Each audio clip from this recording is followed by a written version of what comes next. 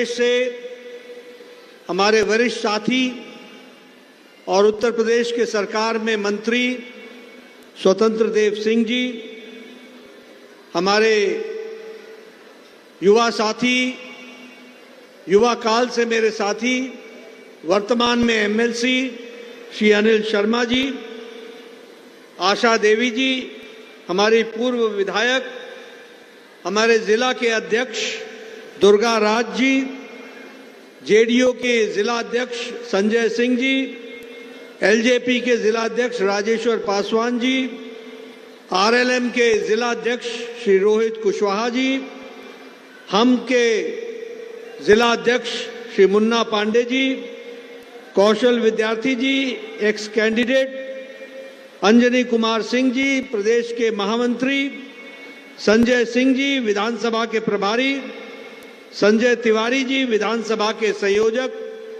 सम्मानित मंच और यहां इतनी बड़ी संख्या में आए हुए देवी और सज्जनों, और यहां मेरे पत्रकार भाइयों, प्रिंट मीडिया और इलेक्ट्रॉनिक मीडिया के मेरे साथी, मैं जब यहां आया हूं तो सबसे पहले प्राचीन काली मंदिर को नमन करके अपनी बात को प्रारंभ करता हूं।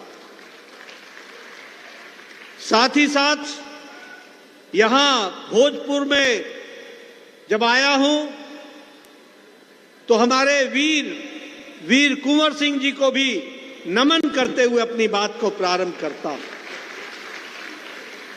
मित्रों, ये चुनाव है और आप सब लोगों ने अपना मत पूरी ताकत के साथ राघवेंद्र प्रताप जी को कमल के निशान पर वोट देकर उनको आपने विजयी बनाना है।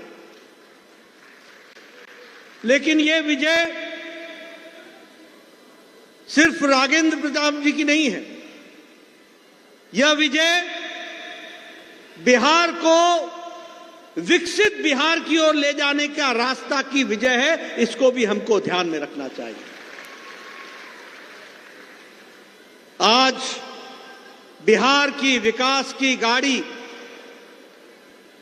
पिछले 2005 के बाद 20 साल के अंदर गाड़ी पटरी पर आई है और विकास के क्रम में आगे बढ़ रही है। इसलिए यह चुनाव चाहे 6 तारीख को हो या 11 तारीख को हो, यह चुनाव बिहार को स्थिरता देने का चुनाव है और विकास के साथ जुड़ने का चुनाव है। इसको हमको याद रखना चाहिए। और मैं बार बार कहता हूं, देखो, अंधकार को हमेशा याद रखो अगर उजाले का मजा लेना है।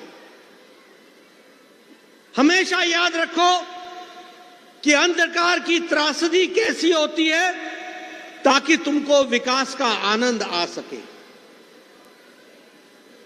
अगर तुमने पूर्णमासी का आनंद लेना है तो अमावस्या की रात याद रखो।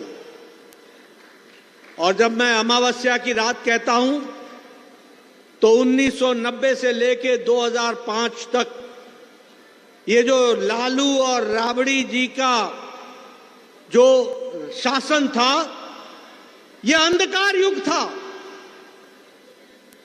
यह जंगल राज था। ये महागठबंधन जो है, ये महागठबंधन नहीं, ये महाठगबंधन और महालठबंधन है। इसको हमको याद रखना चाहिए। और हमने बिहार की यात्रा लालटेन से लेकर एलईडी तक की है और आज एलईडी का युग आया है। इसको भी हमको ध्यान में रखना चाहिए। मित्रों, आज जब हम विकास की बात करते हैं, अभी राघवेंद्र प्रताप जी कह रहे थे, अपनी भाषा में वो बता रहे थे कि ये जगह की क्या हालत थी और आज किस तरीके से विकास के साथ जुड़ करके आगे बढ़ी है। आप सबको मालूम नहीं, मेरा बचपन पटना में गुजरा है, बिहार में। आपको याद नहीं होगा, मैं जानता हूं, यही कोइलवर के नीचे दियारा में हम छुट्टियां मनाने आते थे और 1 जनवरी भी हम यही मनाते थे।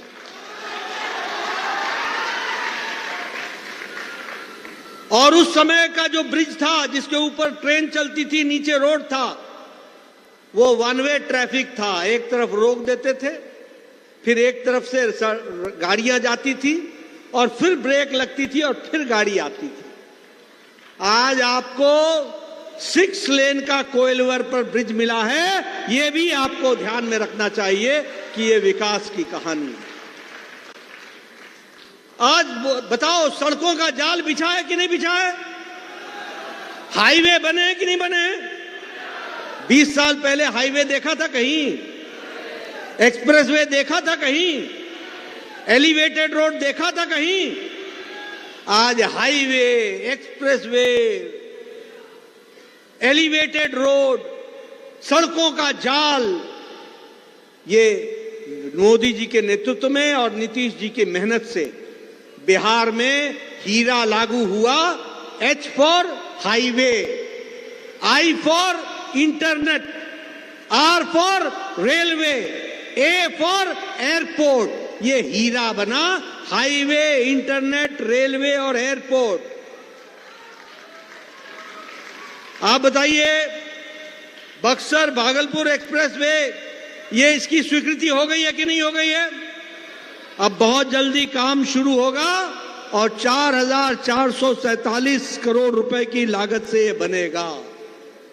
महात्मा गांधी के गंगा के सेतु के बगल में 4 लेन का सेतु, 14.5 किलोमीटर का, 14.5 किलोमीटर का काम तेजी से चल रहा है। अब उत्तर बिहार को दक्षिण बिहार से जोड़ने में और तेजी आएगी और पूरा 4 लेन बन करके तैयार होगा। उसी तरीके से पटना से पूर्णिया एक्सप्रेसवे ये भी बनेगा और पटना आरा सासाराम रोड ये एक्सप्रेसवे ये भी बनेगा। 3,712 किलोमीटर की ये के लागत से बनेगा। 3,712 करोड़ रुपए की लागत से बनेगा। बोलो, उसमें कोइलवर आएगा कि नहीं आएगा? विकास होगा कि नहीं होगा? जब एक्सप्रेसवे बनेगा पटना सासाराम, तो उसका लाभ कोइलवर को मिलेगा कि नहीं मिलेगा? तो ये हाईवे की कहानी है। आज पटना में मेट्रो चल पड़ी है, पहला फेज बन चुका है। उसके ऊपर फ्लाईओवर के लिए उसमें भी काम चल पड़ा है।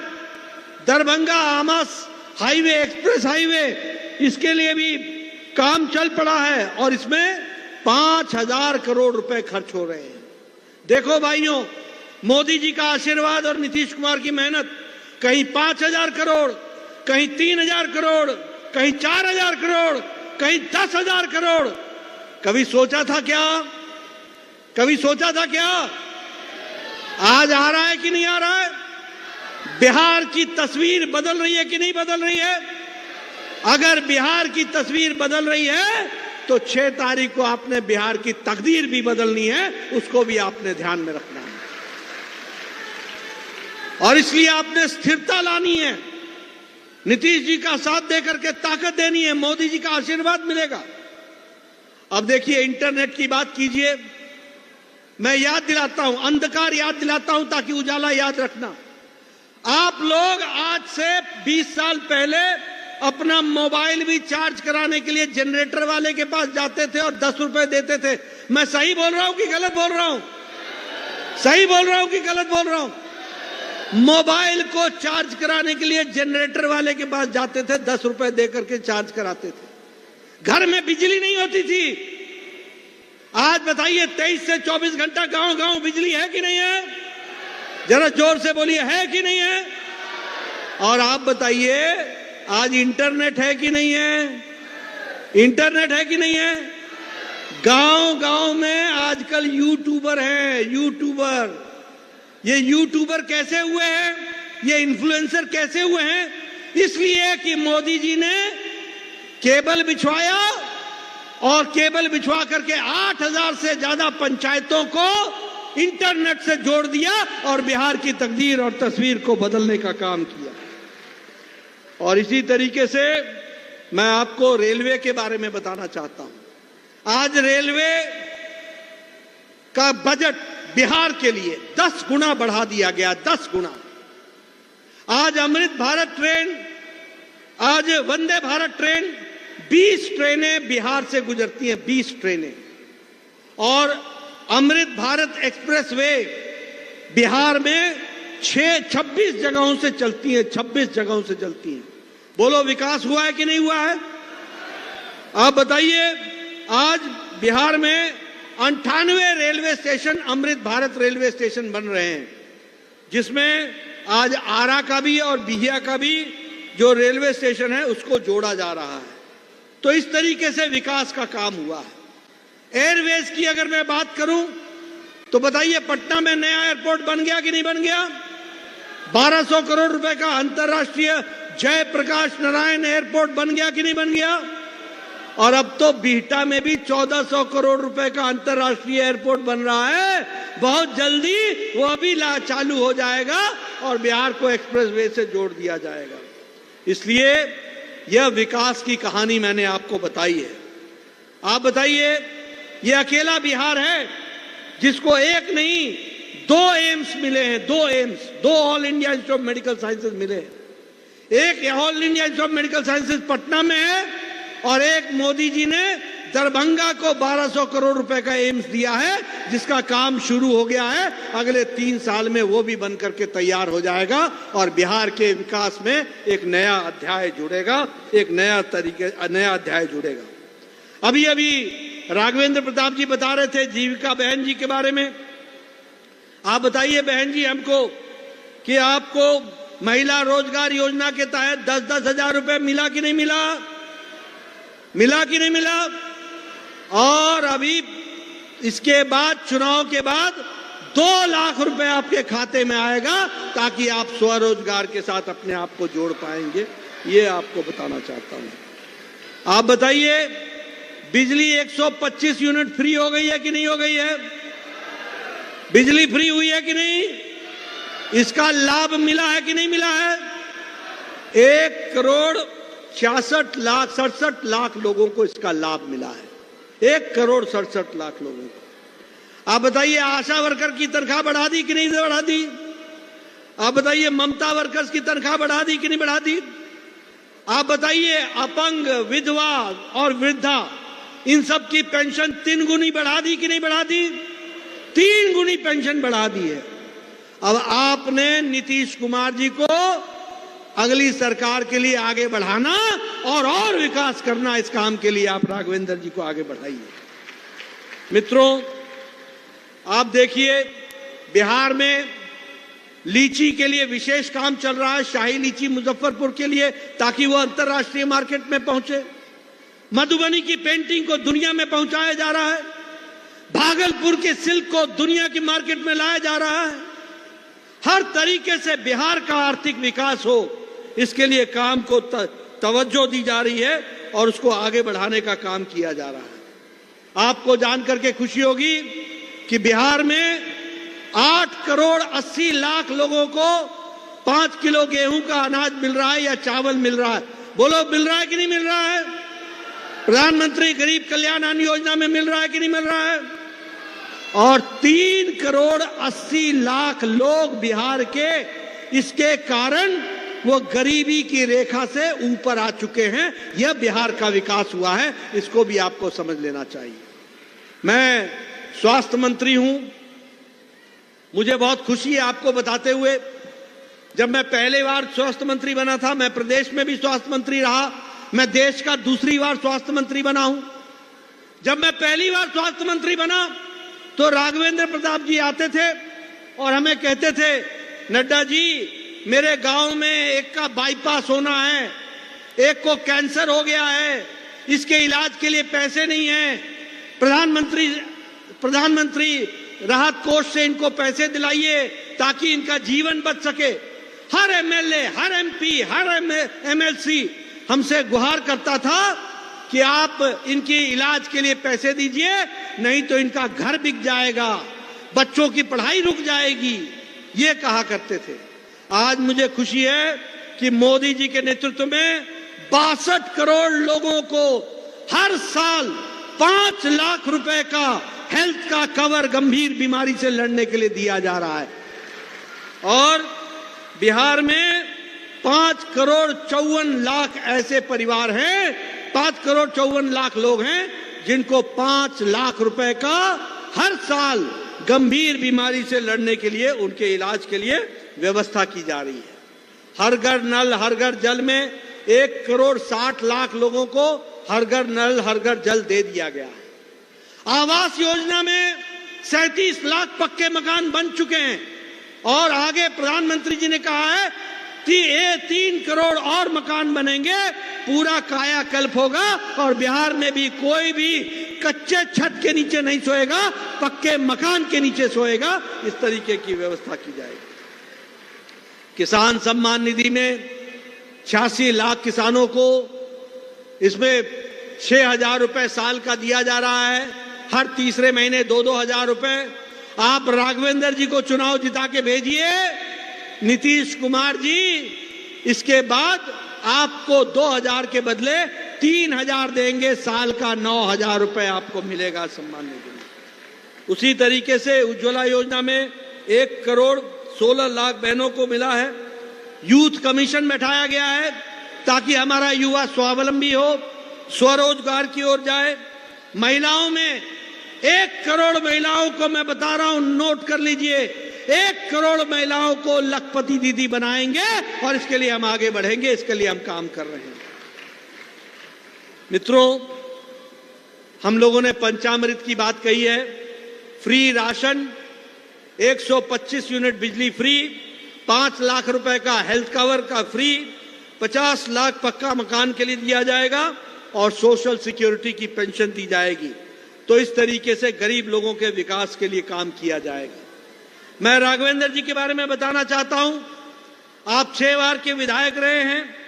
आपने धमार दोबाहा सड़क के लिए 2,55,00,000 रुपए लगा करके सड़क का निर्माण कराया।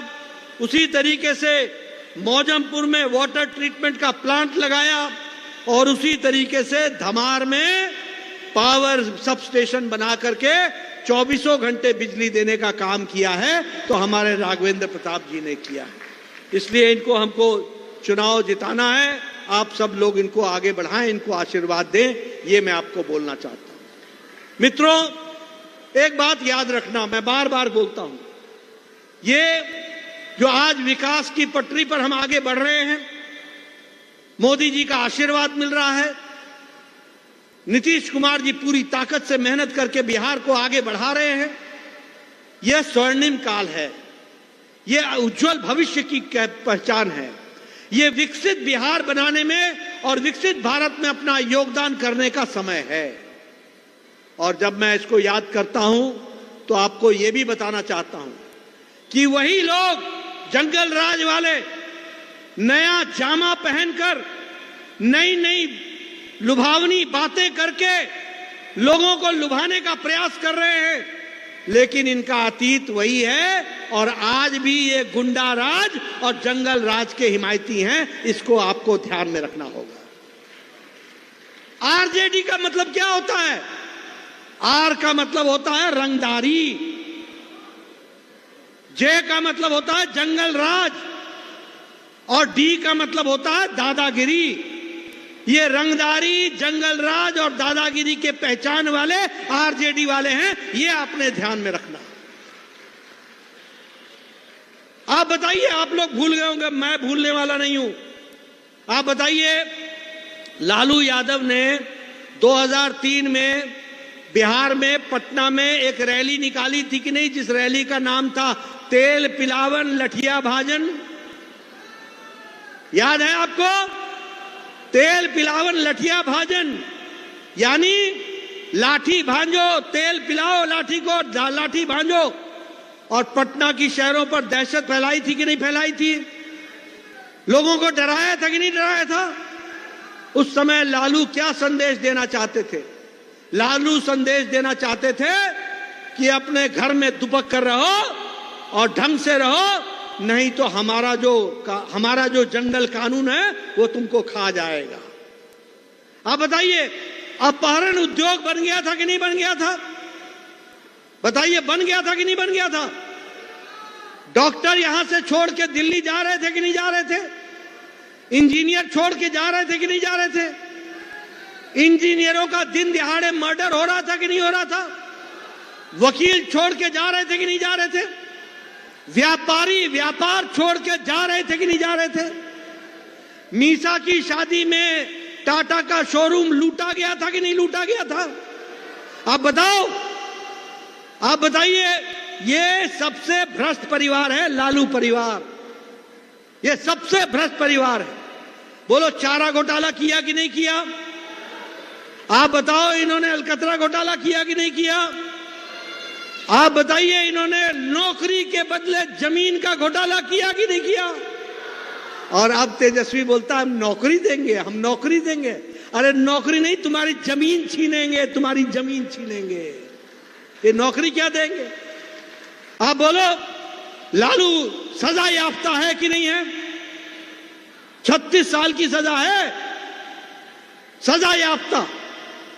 आप बताइए राबड़ी से बेल पर है कि नहीं है?